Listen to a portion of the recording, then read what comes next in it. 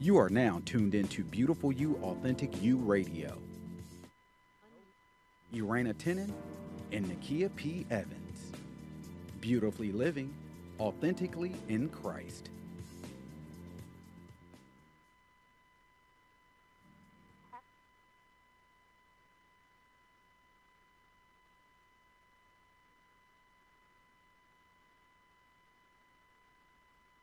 I'm here with my co-host, Irena Tennant. Hey, love.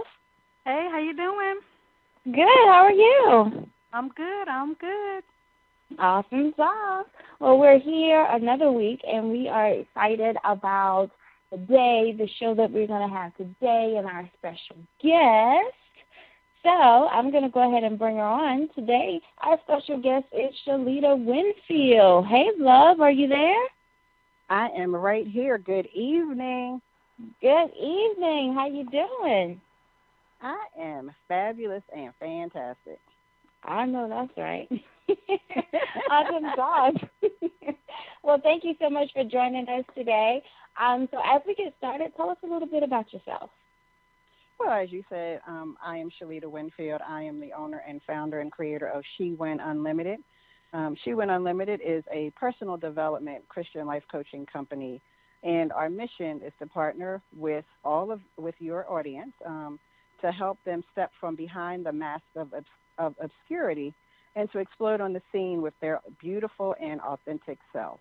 I have chosen the moniker to describe myself as the soul impact strategist, meaning that I help women map out strategies that strengthen the core of who they are.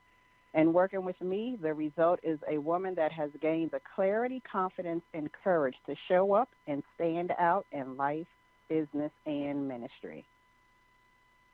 That is awesome. That is awesome. And it kind of lines up with Nakia and I with our Beautiful You Authentic. Yeah, absolutely. That's why we vibe so well. Yes. You're right. That's right. Speaking of which, you actually were a speaker on our very first telesummit. Yes. Share with us a little bit about what you shared during that summit. Well, during the summit, I just shared my story and what my journey was, and to how I not only acknowledged but accepted the beautiful me and authentic me. Part of my story, or the foundation of my story, is that I am fearfully and wonderfully made, but it took me more than 20 years to acknowledge and accept who I am in God and what God said about me. So when I spoke during the telesummit, I just shared a little bit about my story. I believe it was Psalms 139 that I came out of, the scripture where fearfully and wonderfully made is. And just shared with the audience and the listeners how I got to the place that I am now. Awesome. Now, can you tell us, you mentioned that, you know that you're fearfully, wonderfully made, you accepted who you are, but you also mentioned how it took you 20 plus years to realize that. Why was that so? For me, I got into a pattern, a cycle of what I like to call circular behavior. All through my late teens, early 20s, probably all of my 20s actually. I just had a cycle of bad decisions, bad choices, bad relationships. I just really wasn't acknowledging who I am, nor was I making choices and decisions that aligned with who God said I was and what God called me to do. So over the course of those 20 some odd years, I just went in circles. I graduated, I got a degree, actually I got 2 degrees, I got married, subsequently got divorced. There were some highs, not to take away from that, but there was some really low lows. And I learned over the course of that time frame that it all started with me. And so we know that the Bible talks about forgiveness, and the Bible talks about how God forgives us, which is wonderful, and I take nothing away from that. But secondary to that, we have to learn how to forgive ourselves. And that is where I had my challenges. I understood and I knew and I accepted that God had forgiven me, but I realized that unless I forgave myself, I was going to continue to make the choices and decisions that I was making, and I was going to continue to go down the path that was contrary to what I knew that God had for me. And it didn't happen overnight. You know, like I said, it was a 20-plus year journey for me to get to that point. But then it was probably another 10 or so years for me to get to the point that I'm at now. And so there were multiple encounters with God, multiple situations that I had to deal with. Again, good and bad. You know, one I like to talk about when I really had my first true encounter with God. I was at a Women's Day service at a church in Richmond, Virginia, where I used to live, and they had an altar call. And it's, you know, I tell the story. It's so funny. I remember hearing the altar call, but to this day, I have no idea how I got from my seat to that altar to stand there and to be prayed for by the women who were leading this particular Women's Day event. And I truly believe that was the beginning of the change in my life. Okay, that actually was going to be my question. You know, I think in our 20s, that is actually when we don't really know who we are. We're trying to come into who we are. What is it that we like? What is it that we want to do? Some people know God, some people don't. So it's like we are all at some point chasing our tails, just spinning and going in circles and doing the same thing that's familiar. We're doing the same thing that's comfortable. We're doing the same thing that we like to do. But then at some point we come to a point where it's like, you know what, there has got to be more to life. And yes, Lord. Chasing my tail, spinning around, doing the same thing year after year after year. And unfortunately, some people never get to, they're still chasing their tails in their 40s and their 50s, and they never get to the point where it's like, you know what, enough is enough. Right. So you're saying that encounter at that church when you went up for altar call, when you don't remember how you got there, so clearly the Holy Spirit was guiding your feet to the front of that altar, right? Yes. That was your turning point. So what happened once you had that encounter? Then what happened? Well, it didn't all just end. You know, I don't want anybody listening to think that, oh, okay, you have this encounter with God and then everything just changes. Now, I'm not taking anything away because God is a God of the suddenly, and I recognize that. And so for some, that is their story. That just happened not to be mine. And so I think for me, what happened at that point was I just had to get real and begin to accept the things that I did not like about me. So I lost my virginity at 13, way too young. And there's a spirit that comes with that. And as I began to mature in Christ, I had to recognize what that impact was, not just spiritually, but emotionally, physically, and mentally. And so there really, for me, there had to be almost like a cleansing period. And so I started to just look at not just the decisions that I had made in the past, but look at how I was making decisions and choices going forward. I think that was a big turning point for me. Instead of being so impulsive, I had to learn to take a step back, set some boundaries, learn that no was not only to someone when they wanted to do something that I didn't like, but that no was also for me when I was thinking about doing something that wasn't in my best interest. And so that was a big learning curve for me because, you know, when you're spoiled or overly loved, as my daddy likes to say, you're not used to that. You're not used to the word no. You're not used to hearing it from people, and you certainly aren't used to saying it to yourself. And I think that was a challenge. That was a challenge that I had to learn to overcome, that not every decision needed to be made based on how I felt at the moment. It needed to be made based on the direction that I wanted my life to go in the future. That's good. That's good. Now, I like what you said because you mentioned that after that encounter, it didn't just end. And I like that because, you know, for some people, like you said, for some it happens. But there are a few of us, and I say us because me included, that it's a process for us. You know what I'm saying? Like, it's a process. What I like is that, you taking time out to sit down and do that made you accountable for your choices and your decisions moving forward. Right. It was all about accountability, not doing the same thing as you did before, but, looking at all of it and being able to, hold yourself accountable and then make choices, that you need to make, not what you wanted to make. And so that's very important. Now, what I want to ask is that, now that you've gotten to that place, you've been accountable, you're doing this, how has your life been changed since then? Like, now that you've taken these steps, you're doing these, what differences do you see now than before? I had to learn that everything works together for my good. And that's not an easy lesson to learn. And I say lesson because when you say everything works together for my good, that means everything didn't start out as being good. Right. So, for example, I got pregnant out of wedlock. After having multiple abortions, I got pregnant out of wedlock. My son was delivered early. He died 7 days after he was born. I had to deal with that. I had to come to terms with my choices that I had made 10, 15 years earlier brought me to the place that I was in at that very moment.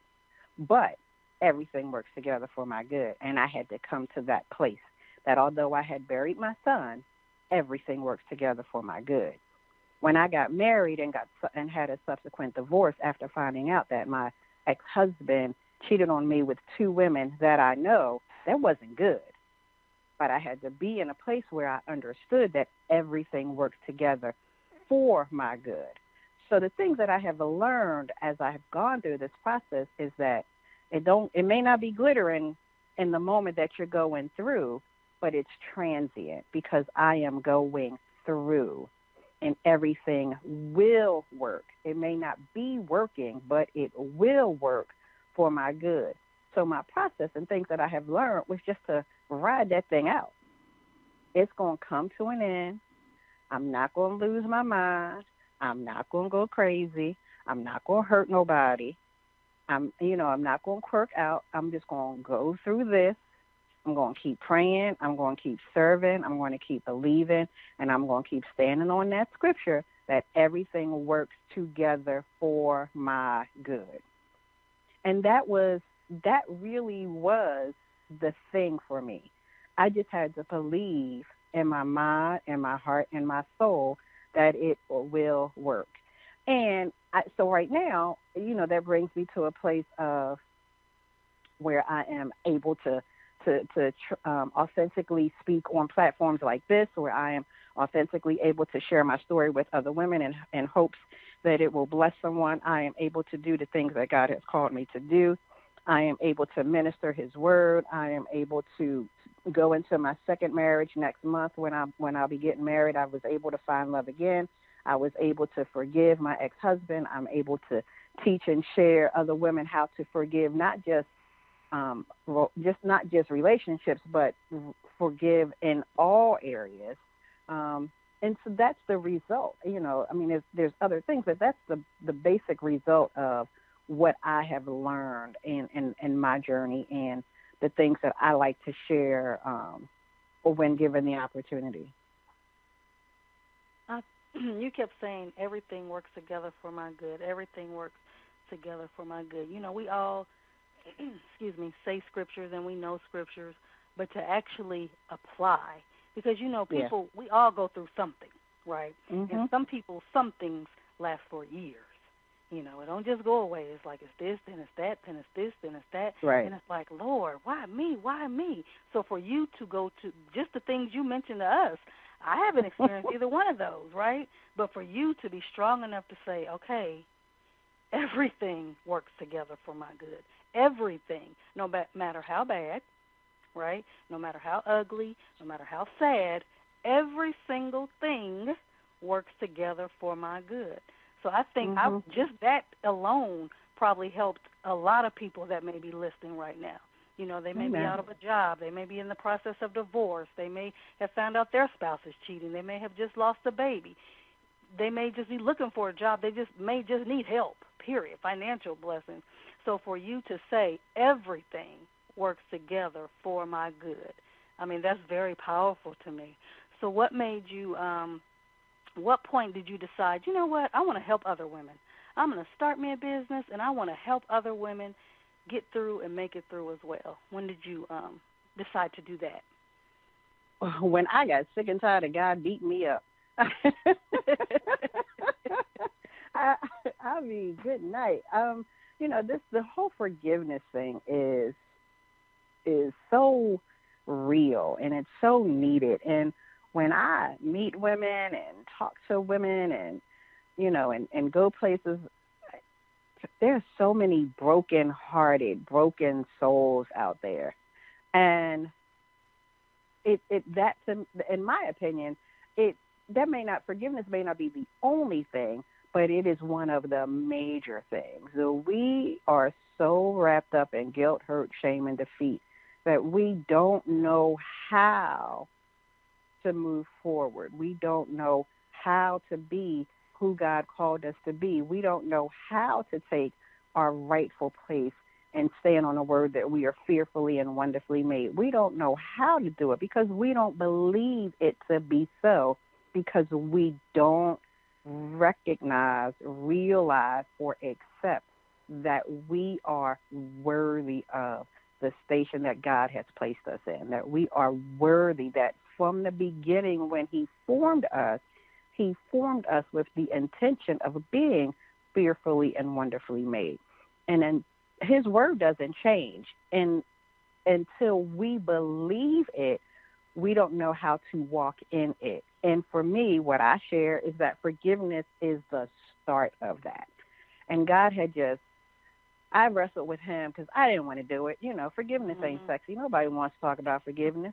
No, everybody wants to be a branding coach or a business coach or lifestyle coach or a money coach. Nobody wants to talk about forgiveness. Nobody wants to talk about a broken soul and how do you restore that. But nothing else worked. Not for one for lack of trying. That's for sure. But it didn't work, and He kept bringing me back to, this is what I told you to do.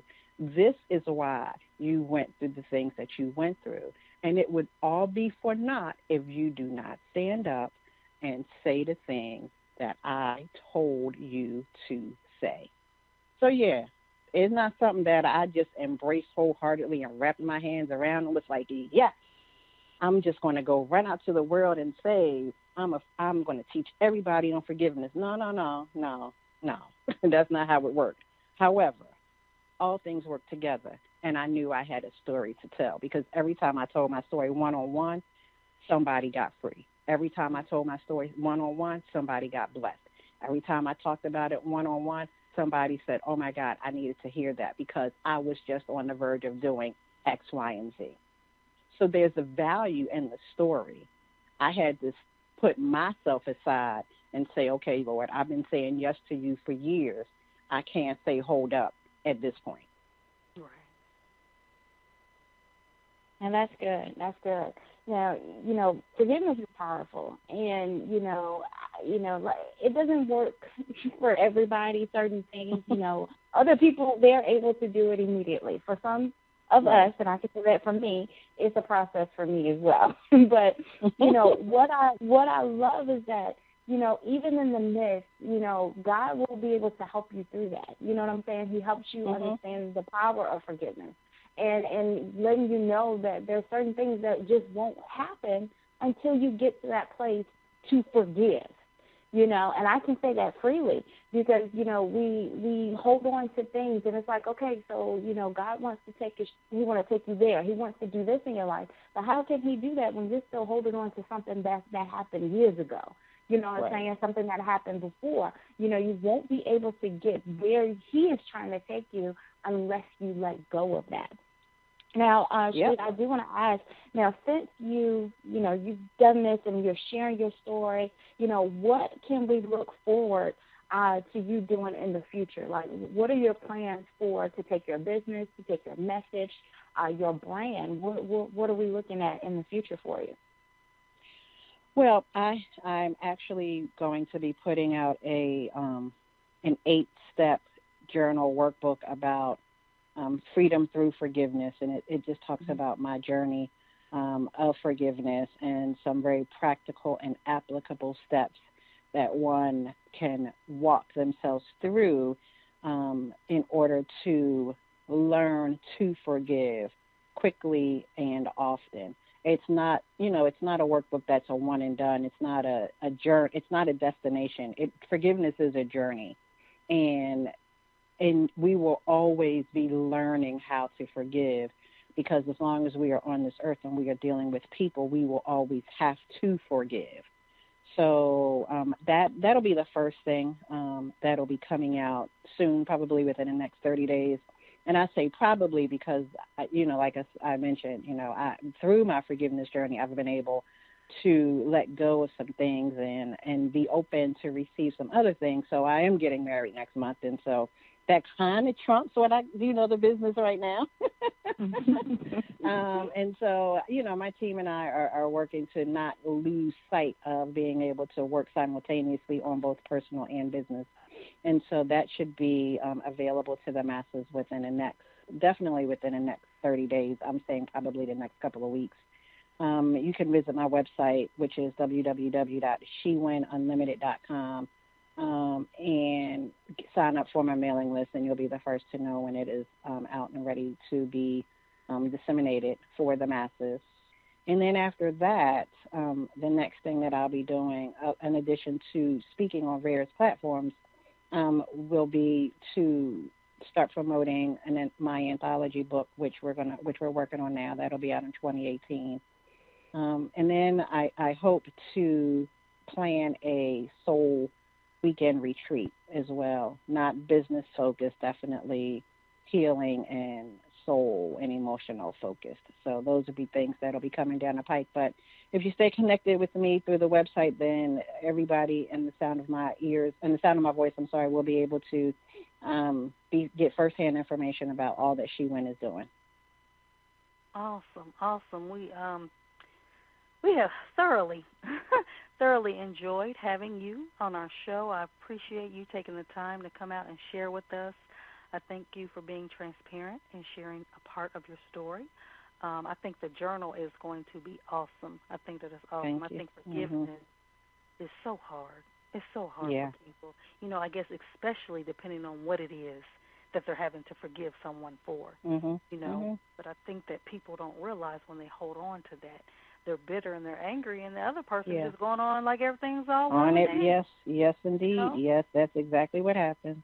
So they're not hurting anybody but themselves. Themselves, yes. And that's one thing that people have to realize. So you've already shared with us how to get in touch with you. So before we go to break, can you tell us, maybe give some words of encouragement or advice for somebody that may be finding it difficult to forgive? Yeah, absolutely. For anybody who's listening that does find it hard to forgive, just like you said, I think the biggest point that one needs to remember is that forgiveness is not about the other person. You're not letting them skate by. You're not letting them get away with anything. Freedom is about you. Forgiveness, is about you. Forgiveness is personal. When we go before God at the end of this life, God is going to ask you about you. He's not going to ask about anybody that hurt you. And so I would just say that forgiveness frees your heart and your soul to be open to all of the great things that God has for you. Do it for yourself. Do it for your family. Do it for your children. Most importantly, do it because that's what God commands us to do. And how can he forgive you if you can't forgive his children? Awesome, love. I love it. So what we're going to do is, first of all, we do want to thank you for sharing your story, to give those encouraging words, and just share with us about you, letting us know more about Shalita and what you have going on. So thank you so much for that. Absolutely. I thank you ladies both for this platform, for this opportunity. the telesummit was awesome. This radio show is awesome, and I just pray God's continued blessings and expansion on all the work that you ladies are doing. Thank you so much. We really appreciate that. So thank you so much for coming, and you guys, we're going to go take a break, and we'll be right back with the second half of our show.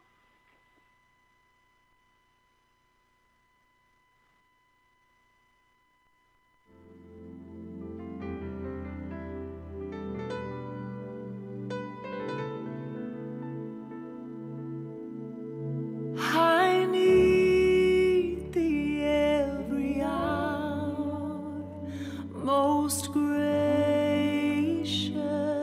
Lord. No tender voice like thine can peace afford. I need thee, oh, I need thee every hour. I need thee, oh, bless me now, my Savior.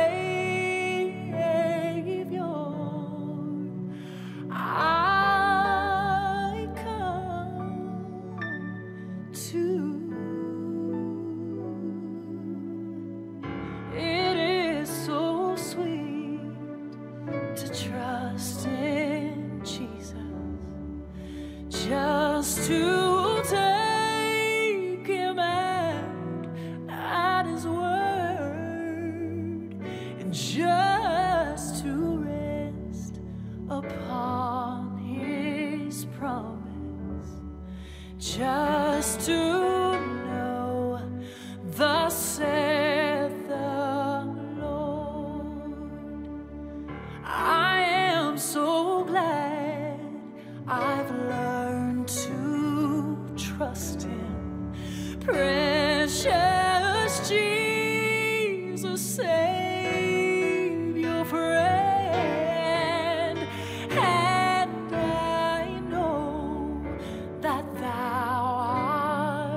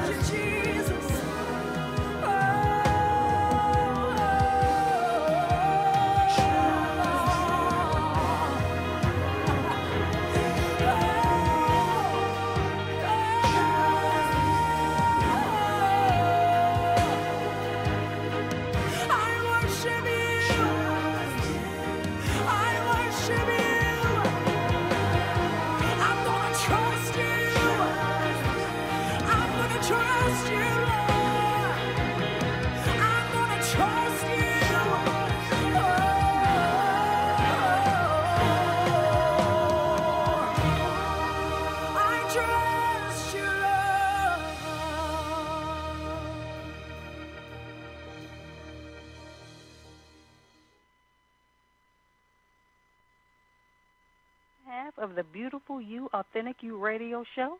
I am a co-host, Irena Tenen, and the first half was amazing. It was absolutely amazing. We had Shalita Winfield join us, and she was talking about the art of forgiveness. That's what she specializes in, helping people learn how to forgive. And she also shared with us some of the things that she went through in her life that she had to forgive for. And they were hard things. They weren't easy things. So if she can go through it and help herself with God, go through it, then I know that as a coach she can help others too. Our second half is a treat. We're actually going to talk to my co-host, Nakia P. Evans. Recently, actually very recently, September 9th, released the second book in her series, The Woman Behind the Mask. The day it was released, it became a bestseller the very first day. And yesterday, I'm actually also a co-author in that book. And yesterday, we actually had the book launch, release party, a masquerade party. So it was amazing. It was phenomenal. So we're going to talk to Nakia the second half about that book. Nakia, you back with me? I'm here. Awesome, awesome. So your book's a bestseller. Yay. Yay! How amazing is that? The first day, within 2 hours, becomes a number one bestseller on Amazon. How did that feel? That's amazing. It really is, because just hearing that and seeing it and being able to live it, it was just amazing. It took my breath away, and I was just humbled and thankful to God for everything that He did during this process and the release of the book. Yeah, it was. It was amazing, because I was right there, right with you, sharing in the joy, anxious and excited and nervous and all that, right with you. So what was your inspiration for writing a book about a mask? Not just one, but two collaborations about the woman behind the mask. What is the significance of that? Well, I share that, majority of my life I lived behind the mask, and I would say that it started from the age of 7 all the way up until about 30, when I turned 30. I lived behind the mask. I was pretending. I was trying to fit in. I wanted to be what I thought people wanted me to be. It never really occurred to me to be who God called me to be. And a part of me was fearful of that. I was fearful of who God may want me to be, that version of myself. And so, even being a PK, a preacher's kid, and even being raised in church, I knew of Him, but I really didn't know Him for myself. And so, I continued to kind of fit in, go through life, masked and trying to just pretend. And it got heavy, and there were a lot of things that I needed God to really deal with me on. There were things that I needed Him to heal me from. And what God revealed to me when He first said to me, the woman behind the mask, and I was like, who is that? He was like, you. And I was like, wow, okay. Because I needed to understand that I was this person that was masked. I was, this person that was hiding, and I was hiding behind not just one, but a couple of them. And so, he showed me how to take this and share my journey of unmasking and, unveiling who I am in Him, and just being able to bring other women to share their stories as well. So last year we did The Woman Behind the Mask, the first one, which was, unveiling your authentic self, unmasking your authentic self. And I thought that was it. I was like, okay, God, well, hey, there's the book. We did it. We shared stories. That's it. And, it just wouldn't leave me alone. It was like we had to do another one. And so I said, okay, so here we go. We're going to do a part 2. And, I really enjoyed just reading and hearing these women share their stories. Every single story was powerful, because it doesn't matter what situation you go through. Sometimes each situation holds its own mask. You know what I'm saying? So it was like, it didn't matter if it was divorce or being molested or raped or, losing a parent or dealing with death or things like that. Every woman had a mask, and they had to remove that mask to discover who they are. So we did book 2, and, it was just as amazing. So, yeah. Yeah, I think to some degree, all women and men too wear a mask. You know, Oh yeah. we're not gonna go around and just telling everybody all our business, but we pretend that we're okay when we're not. You know, Right. we will pretend we're okay when we're not, and then it gets to the point where we don't know who we are because we wear so many masks. We don't even know who we are. You know, I know I was a part of the book, and when I saw the title, I was like, oh wow, yeah, I want to be a part of that. You know, because I believe that type of book can minister to and help heal so many women. And I think by them reading the stories, they may not even realize that they're wearing a mask. But then they start to read, and it's like, dog, I've been wearing a mask too. But, you know, so they may not even realize it. So I really think that the book itself is so powerful. And I know yesterday, while we were at the book release, the authors that were in attendance got to share a part of their story. And having not been able to know what people wrote, it was just amazing to me to hear what some of the women went through. Physical abuse. Some went through rape. You know, just and it's like to write a book, you have to be very vulnerable. I don't know if people really realize that, but you're sharing an intimate part of yourself that takes a lot of courage to do. It takes a lot of courage to do. Absolutely. So with the release of this book, are there other plans for anything else behind the mask? You have book one. You have book two. I mean, there's so much it seems like you can do with behind the mask. You know, is there anything else that you're planning to do? Yeah, well, we're definitely going to do a part 3 next year for September. That will be coming up. But we're actually looking into doing some mentoring programs and just, you know, taking this thing abroad. I really want to do different programs to, you know, open the doors for women to come together, you know, and be able to share. You know, yes, writing a book, we have to be vulnerable. We're vulnerable in that state because we're giving so much of ourselves. But I also want it to be where we can come together and support each other and allow other women to, you know, release that vulnerability to be able to share, to remove. You know, what I liked about last night was that as we were sharing, there was healing in that room. You know, people were able to realize, like, okay, hey, like, okay, this is what's going on. You know, these are things that, you know, I need to deal with.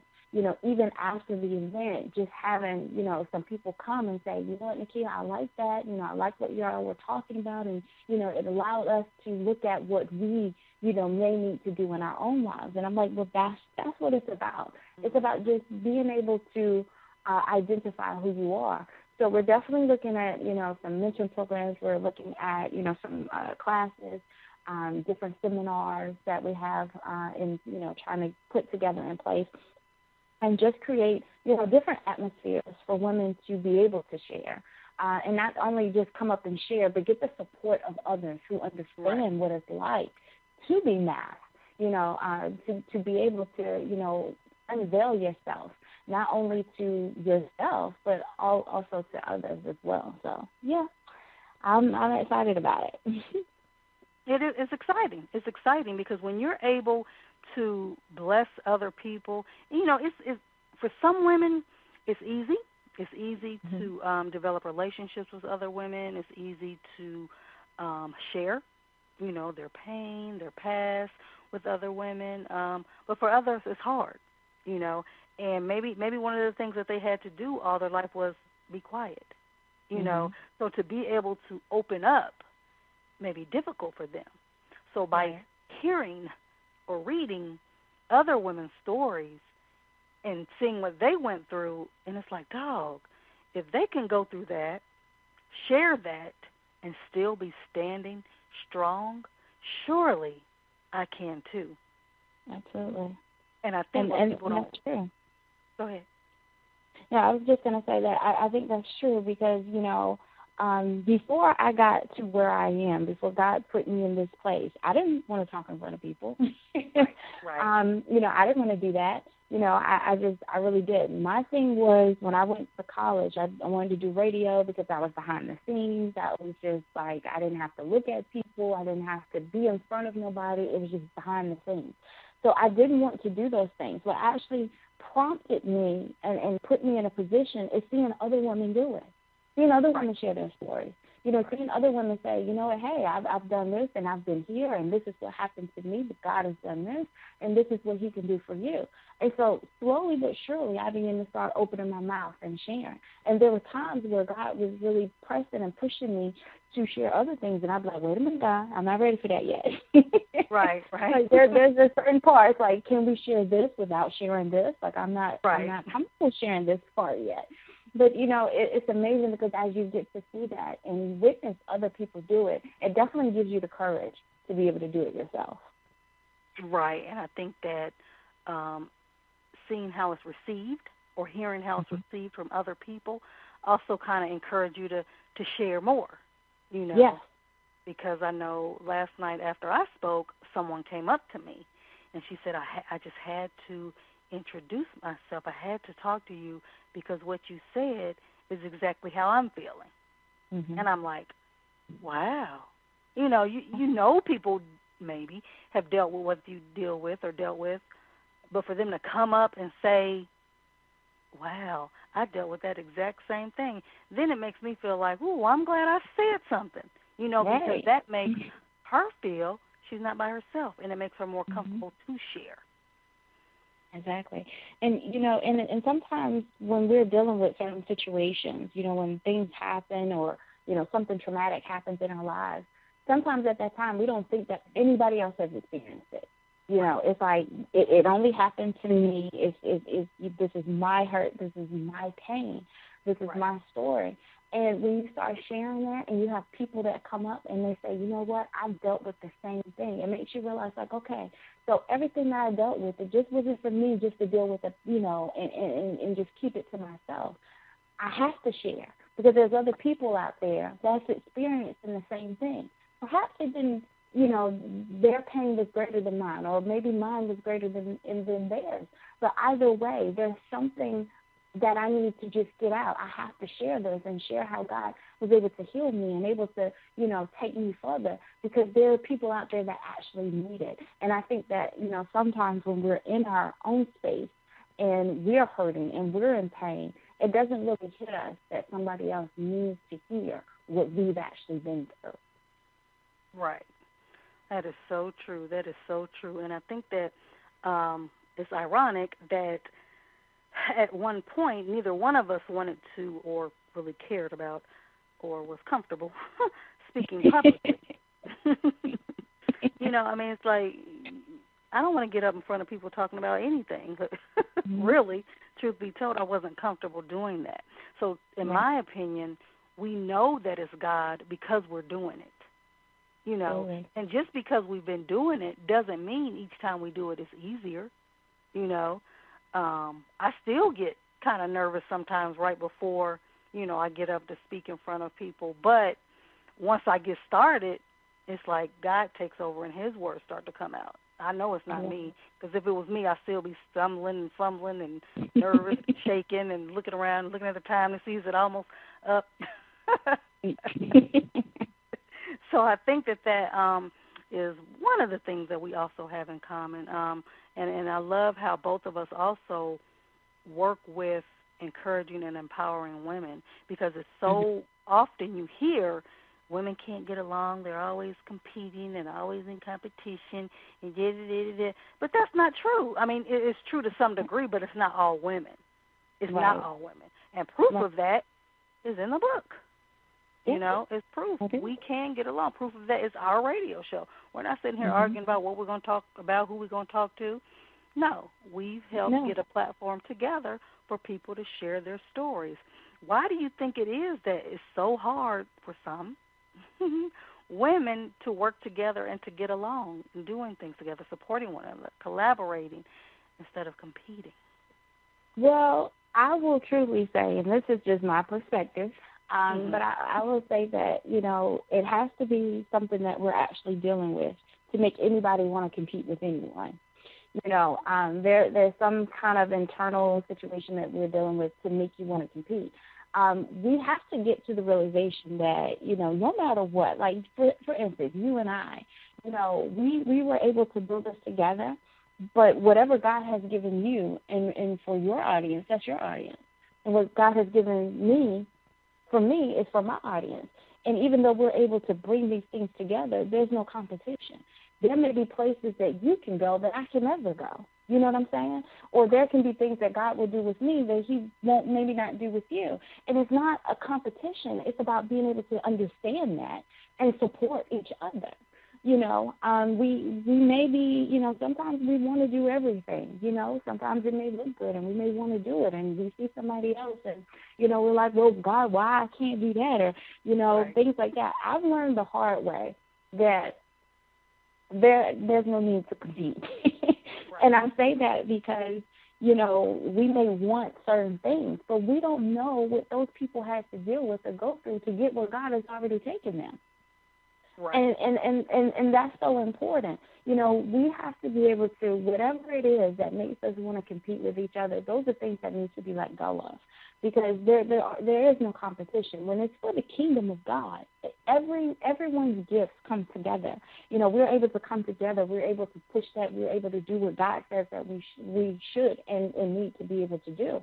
And, just being able to work together and build together and push each other and encourage. I'd love to see, my sisters do great in their business, in God, and whatever God has given them, because that's amazing.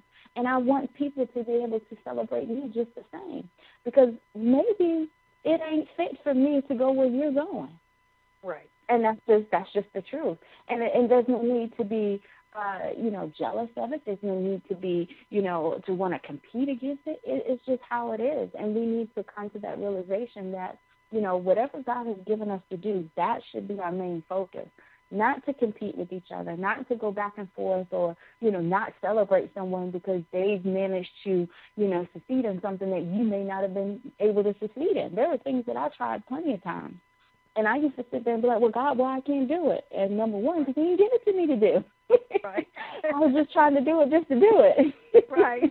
So, it's just about, letting all that go and understanding your gift, understanding what God has given you to do, and being able to be good with that, accept what he's given you to do, and also accept what God has given someone else, and being able to celebrate them and push them to get to that place where he's taken them.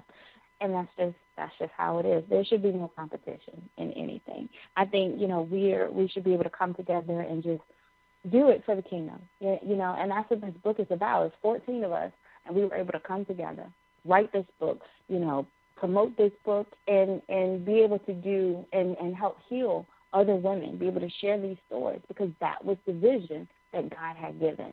And there was no competition in stories. It was just about doing what he said to do. So that's it.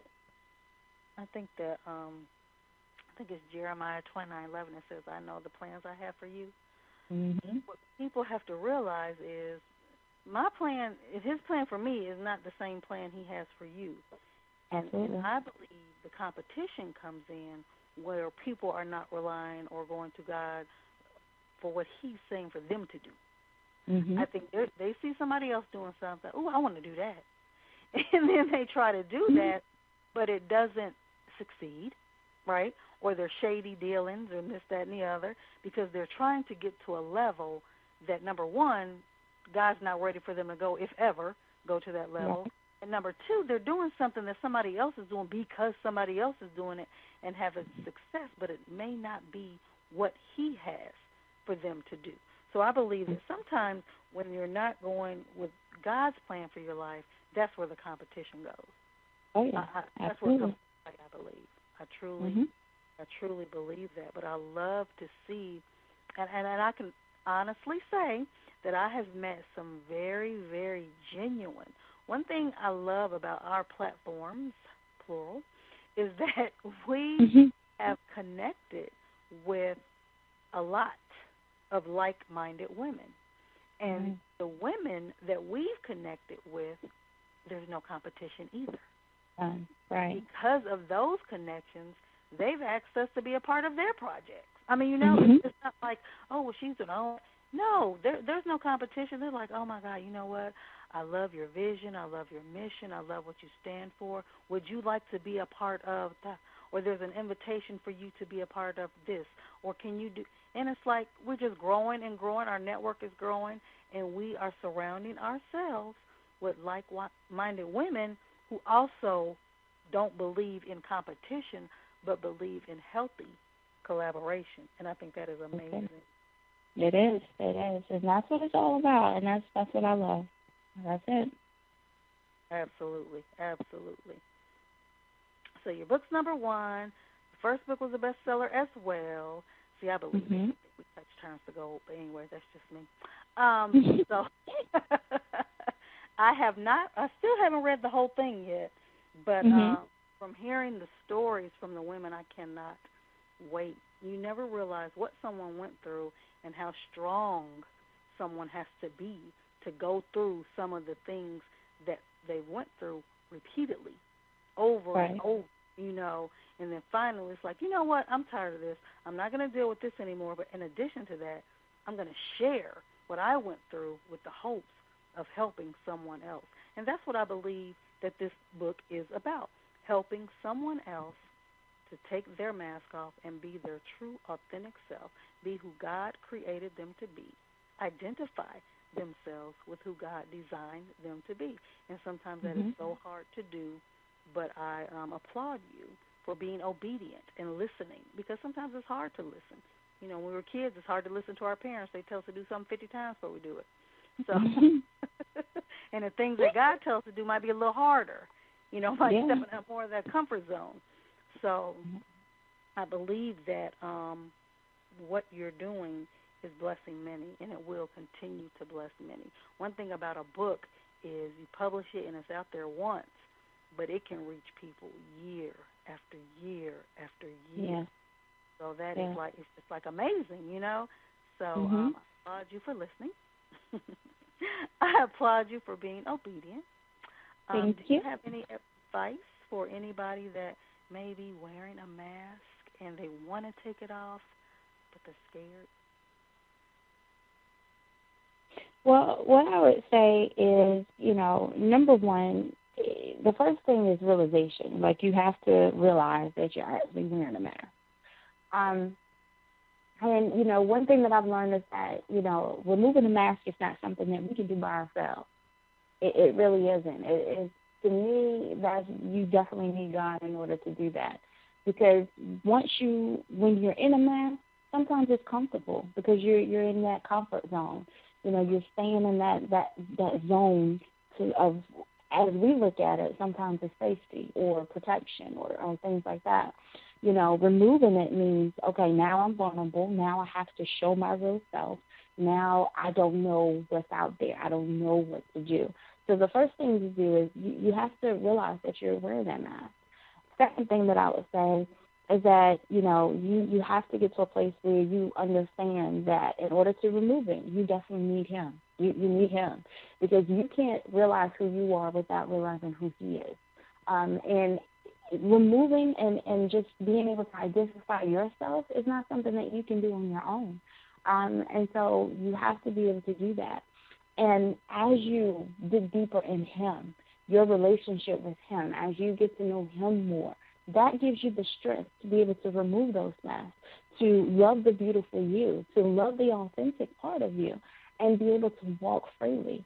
You know, I understand that sometimes it can be scary to remove something that you have hidden behind for so long. Trust me. Like I said, mine was from the age of 7 to 30. That's a very long time. Right. And so it was hard. And it wasn't just one mask. It was a couple of them. So there was a process. But what I understood and what I learned is that I couldn't do it by myself, and that even though I was scared, I needed more than what I was allowing myself to have. I couldn't allow God to heal me. I wasn't allowing God to take me nowhere. There were things that I wanted to do. There were things that I knew God wanted me to do. And I had a desire to do them. I was just scared to do them because that meant that I would have to deal with some things. I would have to unmask. I would have to heal. I would have to forgive. I would have to do all these things that I really didn't want to do. And so even though it's scary, even though the pain might hurt, what I can promise you is that it's worth it. It's worth it. Unmasking is worth it because you get to see yourself in a different light. You get to see who he says that you are.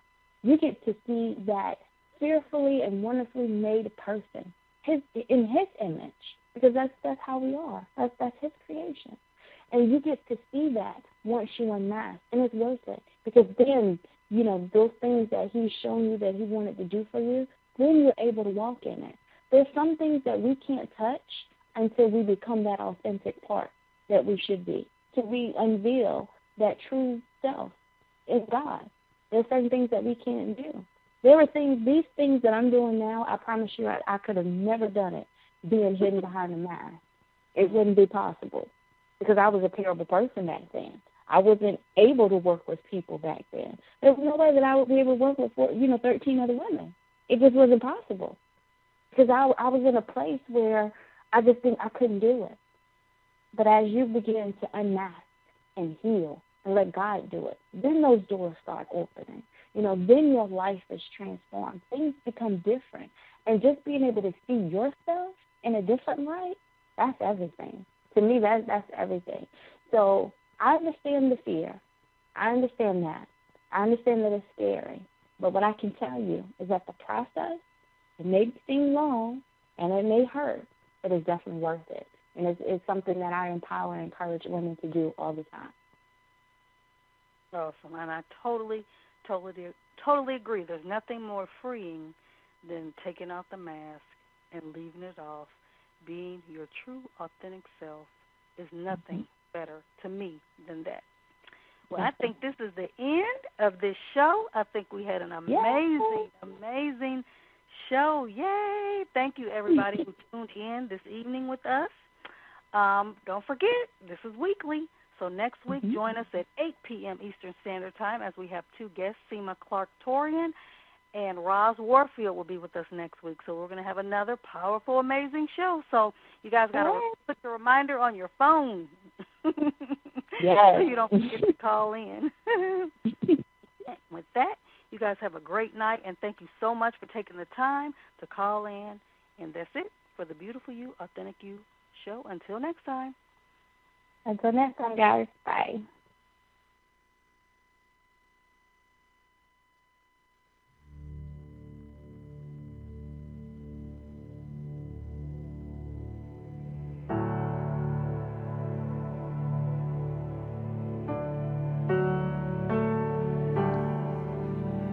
How great are you, Lord? We worship you.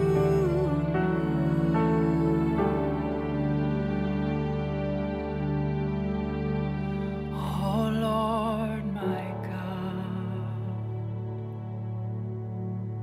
when I in awesome wonder consider all the worlds thy hands have made, I see the stars, I hear the rolling thunder, thy power throughout the universe displayed. And when I think that God his Son not sparing sent him to die, I scarce can take it in, that on the cross thy burden gladly bearing,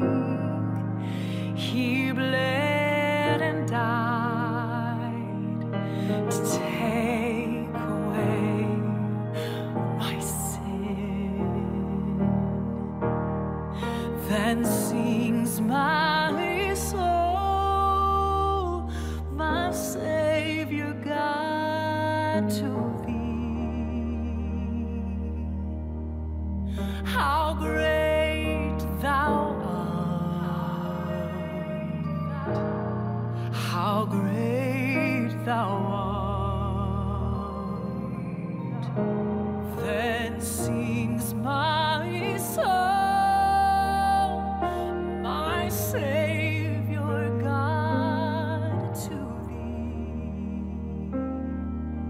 How great thou art, how great thou art. When Christ shall come with shouts of acclamation and take me home, what joy shall fill my heart. Then I shall bow with humble adoration and there proclaim, my God, how great thou art. Then sings my soul, my Savior